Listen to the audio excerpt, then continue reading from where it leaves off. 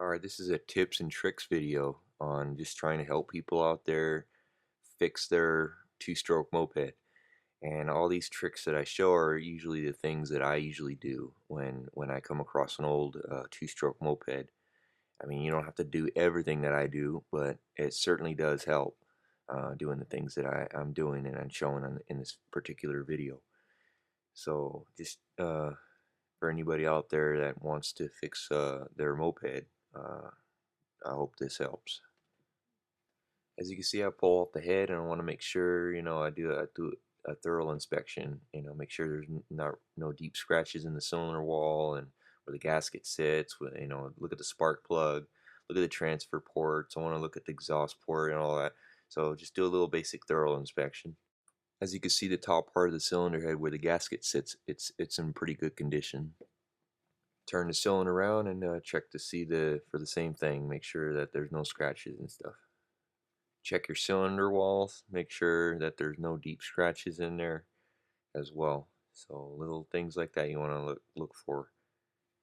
Look at your piston, make sure there's no score marks on the piston. Take off your rings, especially. I'm going to show you what to do next. See these rings right here? You could tell by looking at it, there's little scratches. So that'll affect the compression on your engine. So you take the piston ring and then you take your cylinder, put the piston ring inside the cylinder like how I'm showing you right here. You want to put it inside the cylinder evenly as it's shown. Now you want to take the cylinder at that point with the ring that's inside the cylinder, you want to place it in light and notice that there's light peeking through on the right side. See the little light? That shows right there that that piston ring is warped. So that's not a good piston ring. Alright, now where I'm pointing inside the cylinder is the exhaust port. What you want to do is check for any carbon buildup. That'll also affect the performance in the engine very bad. Now you check your transfer ports as well, make sure they're clean and there's no carbon debris or whatever that's in there, and make sure they're smooth. The flow is very crucial in a two-stroke engine. Now this is Forma gasket, hard drying Forma gasket maker, so you want to take some of that hard drying Forma gasket maker and put it on to where the gasket was. So I got rid of the gaskets on the cylinder and all wherever there was any gaskets, got rid of them, and I'm using the gasket maker. Now before you put your cylinder back on, make sure that gasket maker stays set for about 5 minutes to let it harden a little bit. It'll work better that way. So be patient and wait for it to dry a little bit. Now after you have your whole top end complete and already installed on the engine, I want you guys to see that where I'm pointing is where the carburetor used to be, and you pull your carburetor off and you put your piston at top dead center, and you want to lightly blow air into that hole and make sure there's any air leak. Make sure there's no air leaks. So check for any air leaks inside your crankcase. That will also prevent the engine from running, any air leaks. Now what you want to do is take apart your carburetor and do a basic clean job on it. Like usually what I do is I get a little container and I pour carburetor cleaner or lacquer thinner and fully submerge the whole carburetor in there. Of course, take the float off. Anything that's plastic or that's not metal, I put it away in a different spot. So just little things like that. You want to make sure they're clean and take a little wire and push it through the little hole of the jet that I'm holding. You want to little holes like that. You want to make sure and push all that crap out. And then do after you clean it and submerge it, I usually do a spray. I spray some of that carb cleaner and just to do a double clean to it. It doesn't hurt to do a little bit more to it. Then carburetor is very crucial. You want to make sure that thing is spick and span clean, and that'll also make your engine run better, man. The cleaner the carb, the better. And if you have access to an air compressor, that really helps too, blowing through each little hole in the carburetor to get any kind of other crap out.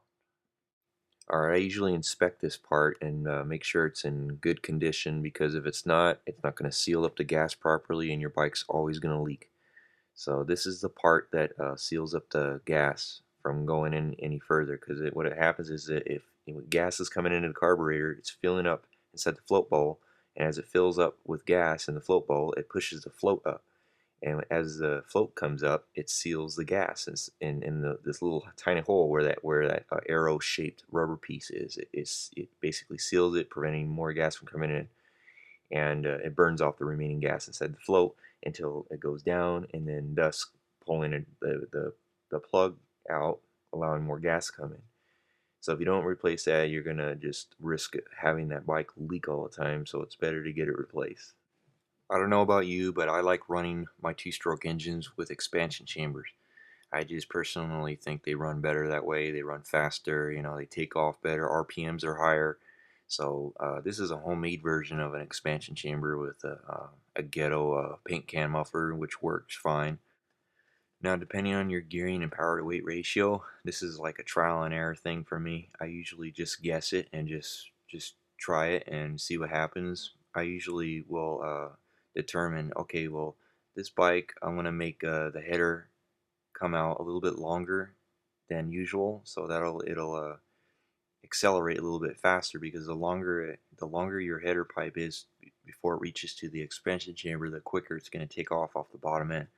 Now, the shorter it is, and the expansion chamber is much closer to where it exits out of the engine, your RPM, your expansion chamber is gonna kick in at a higher RPM setting, so it's gonna take off a lot later. So if you're a pretty heavy set guy, or you want to take off quick, have your header pipe a little bit longer, and and then your pipe will kick in much sooner in the beginning. So it's just a trial and error thing. If you want, just go buy a new pipe, and you don't have to worry about making it yourself. Where I'm pointing on the carburetor, that's the air mixture screw, and this is the idle adjustment screw. Also, another thing when testing an engine, this is a good way to see if you got good suction. So you want to put your thumb on the hole of the intake and open the throttle up a little bit and try kick starting it, or pedal starting it like a moped would be. So you has to have good suction. If you don't have good suction, usually the main cause would be an air leak. So you want to have suction. So that's important. Look at your gas tank, open the gas cap, look inside, make sure that you want to clean all the rust out. Usually I put nuts and bolts in there and pour a little bit of gasoline and shake it up really, really good in there. There's other strategies too. You can use like muriatic acid, and you can look online. There's other ways of doing it, but usually I just do the nuts and bolts thing and shake it up really, really good. And it's better to put a coat in there too, gas tank sealer, because even that will only go so far. It's just gonna rust up again. Just be safe, and just invest a little bit of money, and get that gas tank coated. Put gas tank sealer in there. It's very important.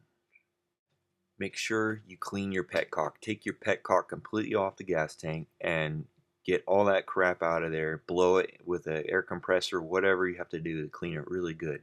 And I still don't even trust that filter that's on that petcock. I even put two inline filters that I get at like AutoZone, O'Reilly's, or Pet Boys. I usually get those, and I replaced the fuel line, because usually sometimes the fuel line's really hard, and I don't like them hard. They don't work as good.